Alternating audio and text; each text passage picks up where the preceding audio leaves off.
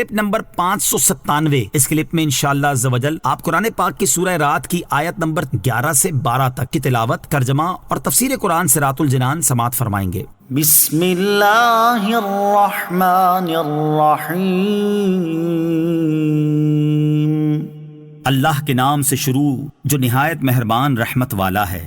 لہ معقبات من بین یدیہ ومن خلفہ یحفظونہ من امر اللہ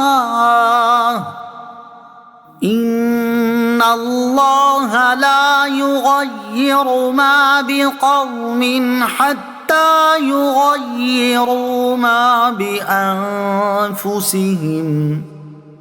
وَإِذَا أَرَادَ اللَّهُ بِقَوْمٍ سُوءًا فَلَا مَرَدَّ لَهُ وَمَا لَهُم مِّن دُونِهِ مِن وَالٍ۔ ترجمہ، آدمی کے لیے اس کے آگے اور اس کے پیچھے بدل بدل کر باری باری آنے والے فرشتے ہیں جو اللہ کے حکم سے اس کی نگہبانی کرتے ہیں۔ بے شک اللہ کسی قوم سے اپنی نعمت نہیں بدلتا جب تک وہ خود اپنی حالت نہ بدلیں، اور جب اللہ کسی قوم کے ساتھ برائی کا ارادہ فرماتا ہے تو اسے کوئی پھیرنے والا نہیں اور اس کے سوا ان کا کوئی حمایتی نہیں۔ لہو معقبات، آدمی کے لیے بدل بدل کر باری باری آنے والے فرشتے ہیں۔ جمہور مفسرین کے نزدیک ان فرشتوں سے دن اور رات میں حفاظت کرنے والے فرشتے مراد ہیں۔ انہیں بدل بدل کر باری باری آنے والا اس لیے کہا گیا کہ جب رات کے فرشتے آتے ہیں تو دن کے فرشتے چلے جاتے ہیں، اور دن کے فرشتے آتے ہیں تو رات کے فرشتے چلے جاتے ہیں۔ فجر اور عصر کی نماز پڑھنے کا فائدہ، فرشتوں کی یہ تبدیلی فجر اور عصر کی نماز کے وقت ہوتی ہے، اور جو لوگ یہ دونوں نمازیں ادا کرتے ہیں انہیں یہ فائدہ حاصل ہو جاتا ہے کہ فرشتوں کی تبدیلی کے وقت وہ حالت نماز میں ہوتے ہیں۔ چنانچہ حضرت ابو ہریرہ رضی اللہ تعالیٰ عنہ سے روایت ہے، حضور اقدس علیہ الصلوۃ والسلام نے ارشاد فرمایا، رات اور دن کے فرشتے تم میں باری باری آتے رہتے ہیں اور نماز فجر اور نماز عصر میں اکٹھے ہوتے ہیں، پھر جو تمہارے پاس آئے تھے وہ اوپر چڑھ جاتے ہیں تو ان کا رب عز و جل ان سے پوچھتا ہے، حالانکہ وہ انہیں خوب جانتا ہے کہ تم نے میرے بندوں کو کس حال میں چھوڑا۔ فرشتے عرض کرتے ہیں، ہم نے انہیں چھوڑا تب وہ نماز پڑھ رہے تھے، جب ہم ان کے پاس گئے تب بھی وہ نماز پڑھ رہے تھے۔ یحفظونہ من امر اللہ، اللہ کے حکم سے اس کی حفاظت کرتے ہیں۔ امام مجاہد رحمۃ اللہ تعالی فرماتے ہیں کہ ہر بندے کے ساتھ ایک فرشتہ حفاظت پر مامور ہے جو سوتے جاگتے جن و انس اور موذی جانوروں سے اس کی حفاظت کرتا ہے اور ہر ستانے والی چیز کو اس سے روک دیتا ہے سوائے اس کے جس کا پہنچنا مشیت میں ہو۔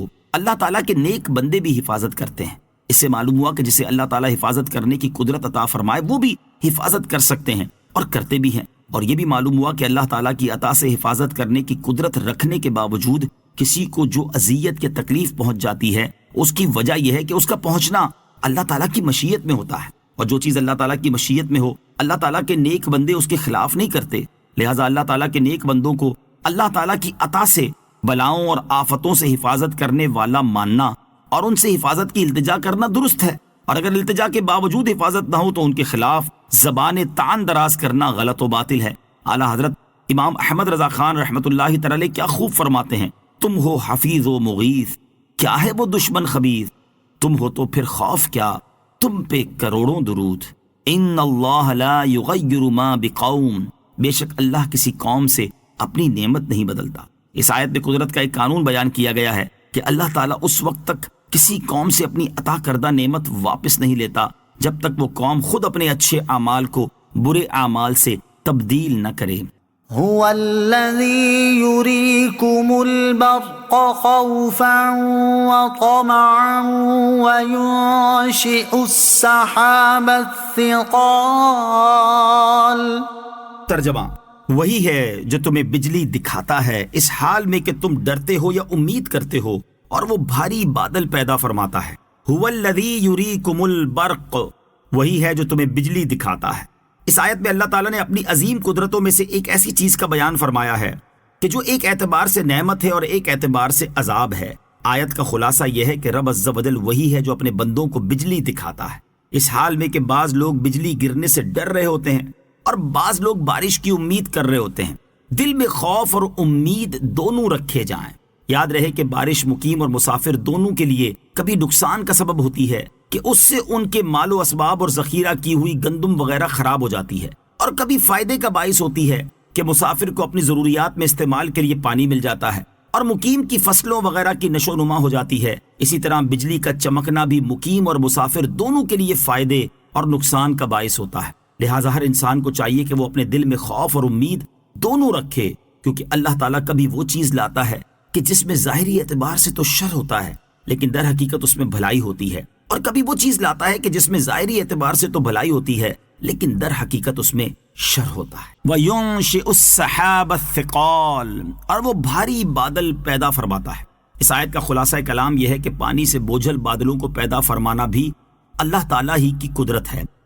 صلو علی الحبیب صلی اللہ تعالی علی محمد صلی اللہ تعالی علیہ وسلم۔ مجھے اپنی اور ساری دنیا کی لوگوں کی اصلاح کی کوشش کرنی ہے انشاءاللہ عز و جل۔